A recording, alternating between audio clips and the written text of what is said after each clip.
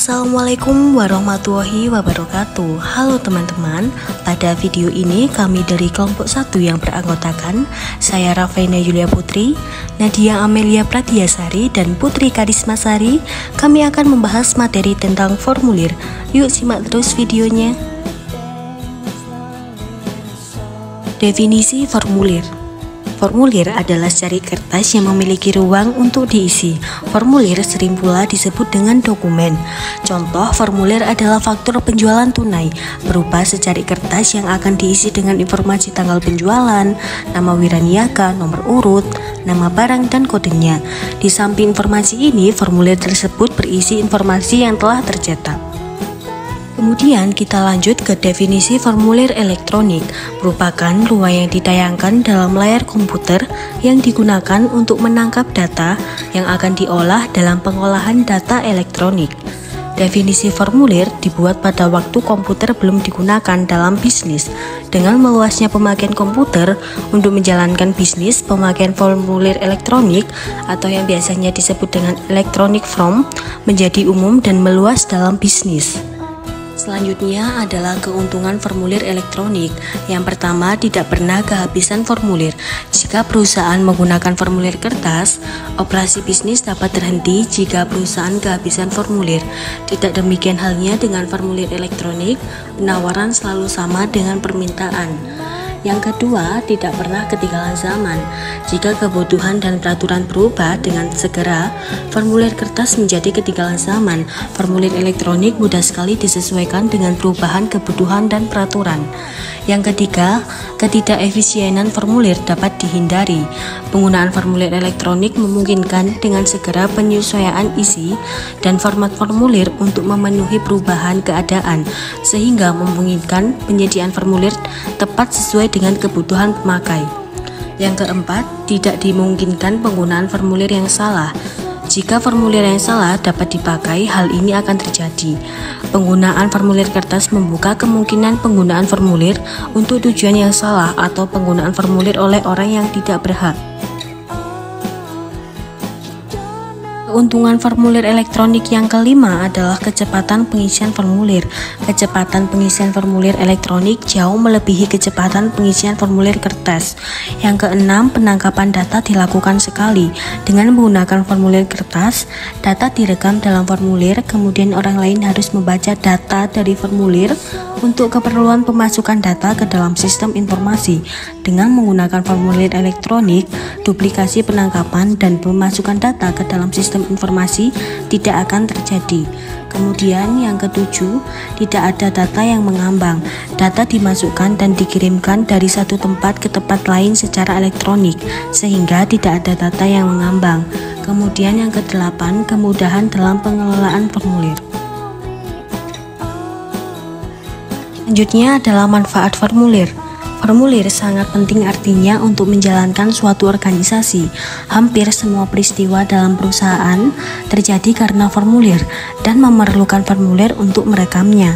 Manfaat formulir yang pertama, menetapkan tanggung jawab timbulnya transaksi bisnis perusahaan.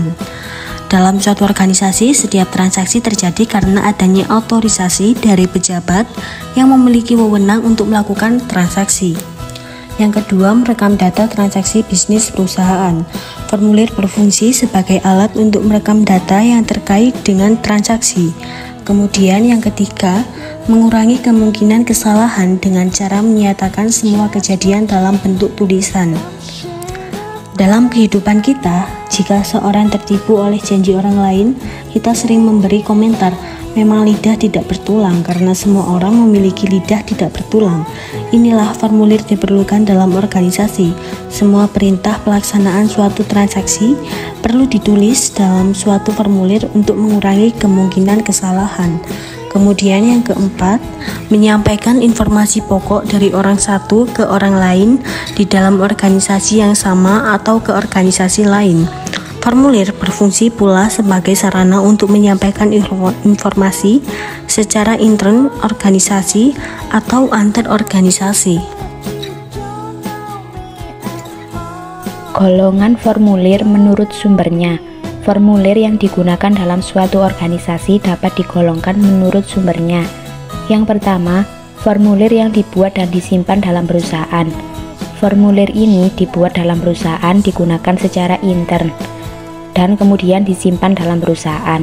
Contoh formulir ini adalah surat permintaan pembelian, memo kredit, memo debit, kartu jam kerja, bukti permintaan, dan pengeluaran barang gudang.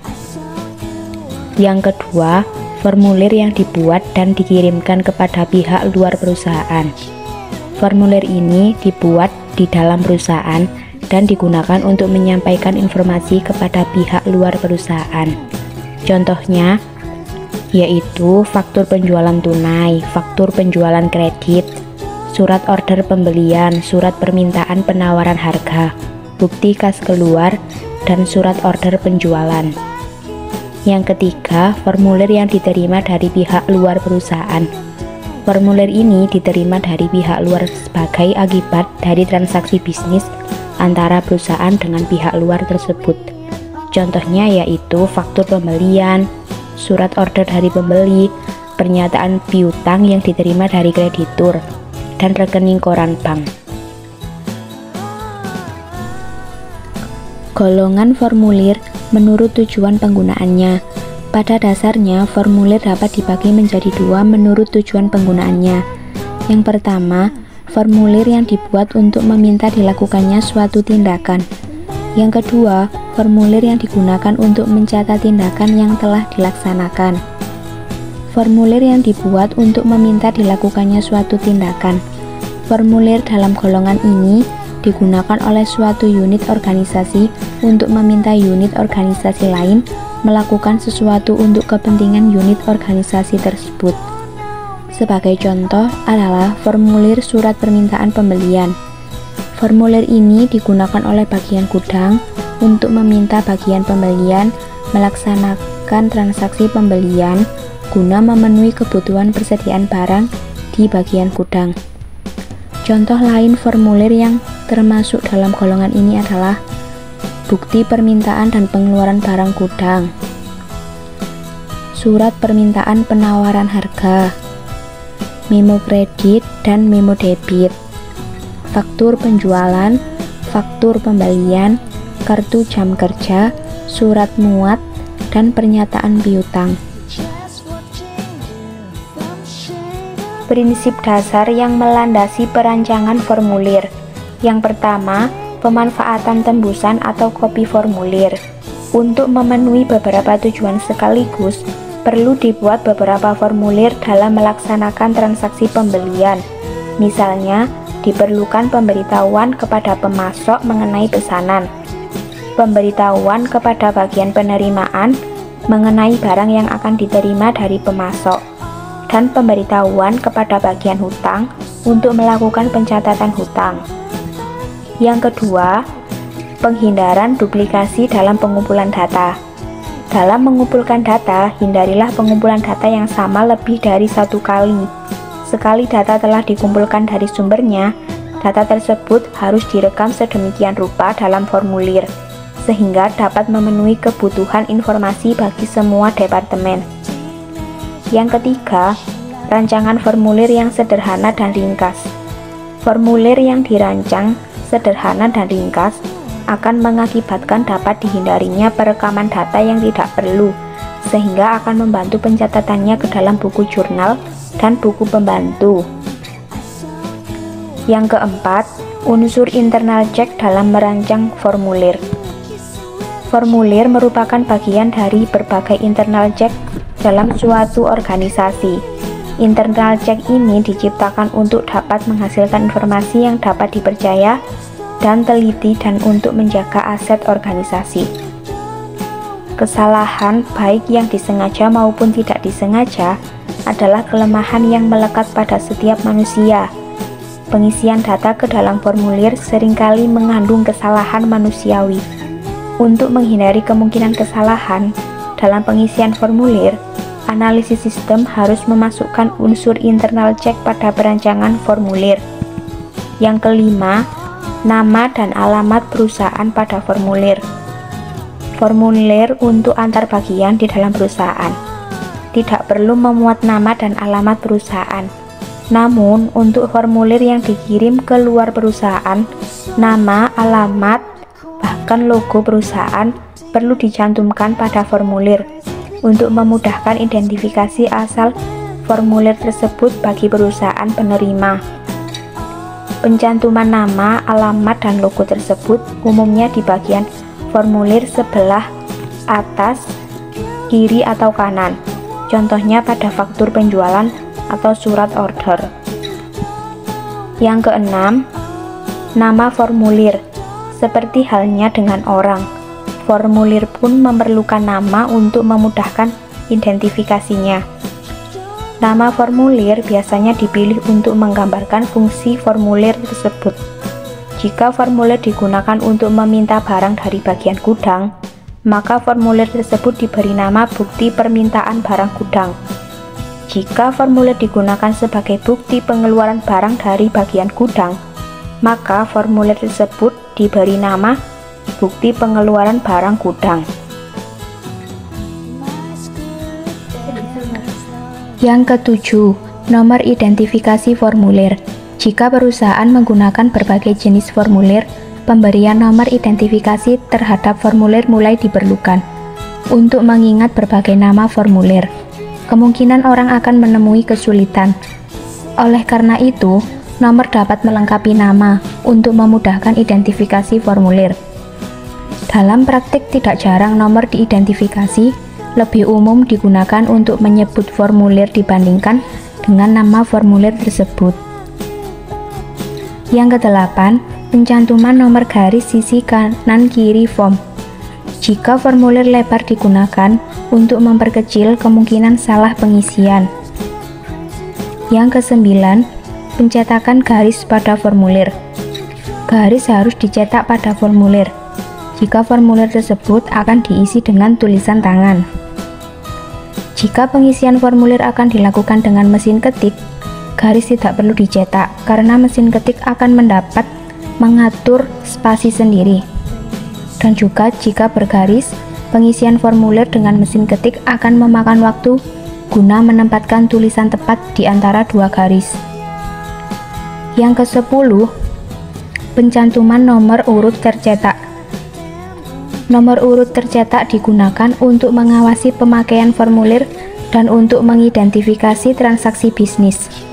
Penggunaan nomor urut tercetak pada formulir seperti bukti kas keluar, cek, memo kredit, faktur penjualan, dan memo debit merupakan elemen pengawasan intern terhadap transaksi yang bersangkutan dengan formulir tersebut. Nomor urut tercetak ini akan dicantumkan dalam catatan akuntansi, sehingga memudahkan pencarian kembali dokumen yang mendukung informasi yang dicatat dalam catatan tersebut. Yang ke-11, rancangan formulir yang hanya memerlukan pengisian tanda checklist atau silang, atau dengan mencantumkan jawaban ya atau tidak. Jika informasi yang akan dikumpulkan dengan formulir dapat ditentukan lebih dahulu untuk menghemat waktu pengisian informasi yang sudah tertentu dan dicetak dalam formulir, sehingga pengisi formulir tinggal membubuhkan tanda atau X untuk informasi yang dipilih oleh pengisi. Sebagai contoh, jika salah satu informasi yang akan dikumpulkan dalam formulir adalah jenis kelamin pengisi, maka analisis sistem hanya mencantumkan informasi tersebut dalam formulir. Yang ke-12, formulir ganda. Formulir ganda adalah formulir yang terdiri dari formulir asli dan tembusannya. Tembusan formulir ini dapat diisi dengan satu kali penulisan pada formulir aslinya. Yang ke-13, pembagian zona. Zona membagi formulir menurut blok-blok yang logis yang berisi data yang saling terkait. Baik, selanjutnya yaitu yang ke-8, kapan formulir diperlukan? Dalam situasi apa sih perusahaan memerlukan formulir? Ada 4 keadaan yang mendasari perlunya penggunaan formulir.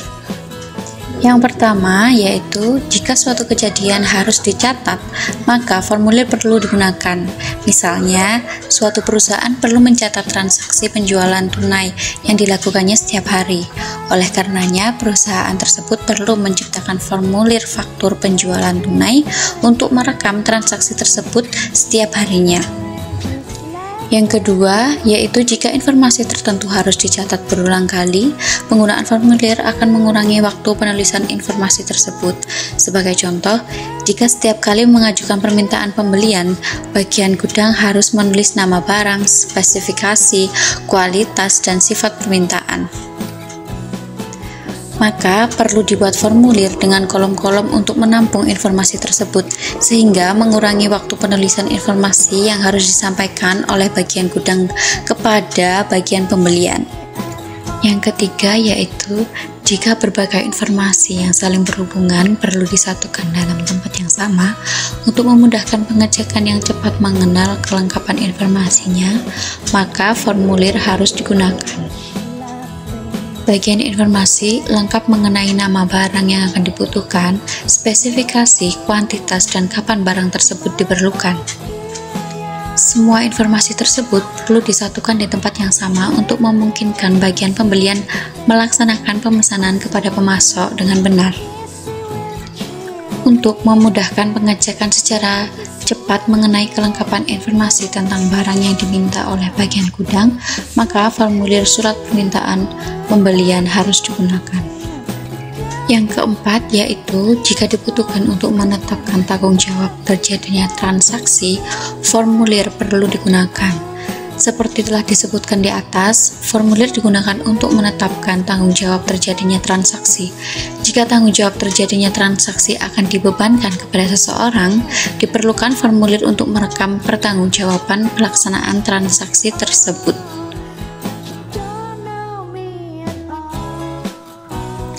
Baik, selanjutnya yaitu yang ke-9, faktor yang perlu dipertimbangkan dalam merancang formulir. Yang pertama yaitu siapa yang memerlukan atau akan mendapat informasi yang dicatat di dalam formulir tersebut. Hal ini akan menentukan berapa lembar formulir tersebut harus dibuat. Yang kedua, adakah formulir lain yang sekarang dirancang atau sekarang digunakan berisi informasi yang sama? Jika iya, apakah ada kemungkinan menyatukan informasi di dalam formulir yang dirancang ini dengan formulir lain tersebut? Banyak perusahaan yang membuat faktur penjualan, surat muat, bill of lading, slip pembungkus, packing slip, dan surat order pengiriman dalam satu kali penulisan. Yang ketiga, apakah elemen-elemen yang harus dicantumkan di dalam formulir telah disusun menggunakan urutan yang logis? Hal ini akan mengurangi kemungkinan terjadinya kesalahan dalam pengisian formulir dan akan mengurangi waktu pengisian dan penggunaan formulir.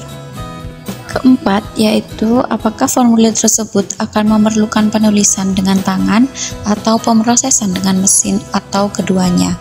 Hal ini akan menentukan lebar spasi dan penggunaan garis atau hanya spasi saja. Yang kelima, apakah formulir tersebut akan diisi dengan pensil, tinta, mesin ketik atau mesin khusus atau dengan proses pengadaan yang lain. Hal ini akan menentukan jenis dan mutu kertas yang akan digunakan serta jumlah ruang yang harus disediakan untuk memungkinkan pencatatan informasi. Yang keenam, apakah formulir tersebut akan disimpan di dalam suatu arsip? Hal ini akan menentukan mutu kertas yang harus digunakan, ukuran kertas, dan perforasi yang harus dibuat jika hal ini diperlukan. Selanjutnya yaitu yang ke-10, informasi yang diperlukan dalam merancang kembali suatu formulir.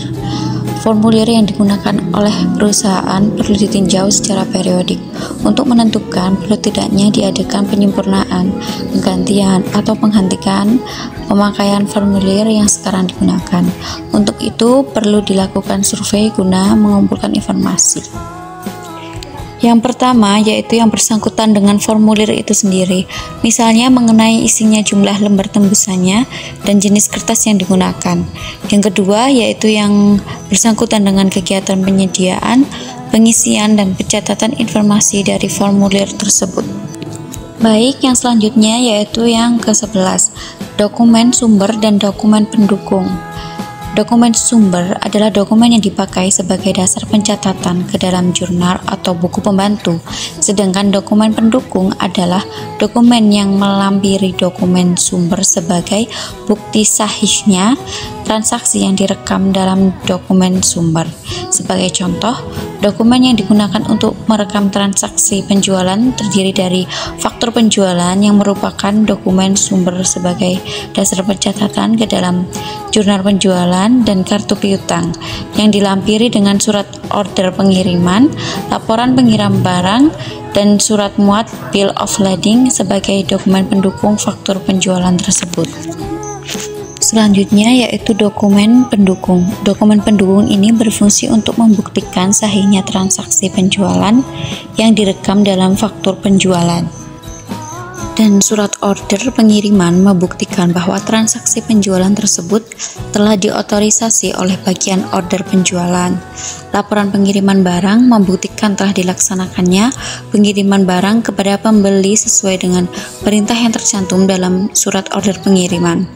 Sedangkan surat muat membuktikan telah diserahkannya barang kepada perusahaan angkutan umum dalam pelaksanaan pengiriman barang kepada pembeli. Dengan dilampirkannya berbagai dokumen pendukung tersebut, faktur penjualan sebagai dokumen yang dipakai sebagai sumber pencatatan ke dalam catatan akuntansi menjadi dapat diandalkan kesahihannya. Contoh dari dokumen sumber dan dokumen pendukung adalah transaksi penjualan tunai menggunakan dokumen sumber faktur penjualan tunai dan dokumen pendukungnya adalah pita register kas. Kemudian untuk transaksi penjualan kredit, dokumen sumbernya adalah faktur penjualan tunai dan dokumen pendukungnya adalah surat order pengiriman laporan pengiriman barang surat muat. Untuk transaksi retur penjualan, dokumen sumbernya adalah memo kredit dan dokumen pendukungnya adalah laporan penerimaan barang. Mungkin itu saja yang bisa kami sampaikan tentang materi formulir. Terima kasih teman-teman yang sudah menonton video kami dari awal sampai akhir. See you next time and thank you guys.